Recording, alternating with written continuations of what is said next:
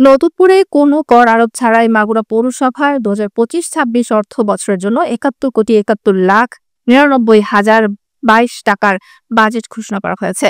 বুধবার দুপুরে পৌরসভার মিলনায়তনে এক অনুষ্ঠানের মাধ্যমে বাজেট ঘোষণা করেন পৌর প্রশাসক আব্দুল কাদের। বাজেট ঘোষণার সময় সাংবাদিক, রাজনৈতিক নেতৃবৃন্দ, নাগরিক সমাজের প্রতিনিধি সহ পৌর এলাকার গণ্যমান্য ব্যক্তিবর্গ উপস্থিত ছিলেন। ঘোষিত বাজেটে রাজস্ব উন্নয়ন প্রকল্পের সম্ভাব্য আয় ধরা হয়েছে ৭১,৩৯,৭৪,৬৭৯ টাকা এবং ব্যয় ধরা হয়েছে ৭১,৭১,৯৯,০২২ টাকা।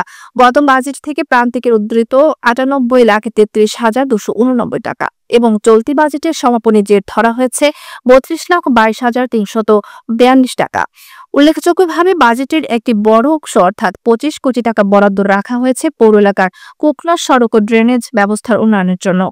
বাজেট ঘোষণার পর বিভিন্ন মহলের প্রতিনিধিরা আলোচনায় অংশ নেন। বক্তব্য রাখেন জেলা বিএনপির যুগ্ম আহ্বায়ক আক্তার হোসেন, কুতুব উদ্দিন, কিজিল হাসান, জেলা জামায়াতের আমির এম.বি. বাকের, মাগুরা প্রেস ক্লাবের সভাপতি সাইদুর রহমান, বৈষম্য বিরোধী ছাত্র আন্দোলনের আহ্বায়ক প্রকৌশলী সেলিম প্রমুখ। বক্তারা নতুন কর আরোপ না করে উন্নয়নমুখী বাজেট প্রণয়নের প্রশংসা করেন এবং বাজেট বাস্তবায়নের স্বচ্ছতা ও নাগরিক অংশগ্রহণ নিশ্চিতের আহ্বান জানান।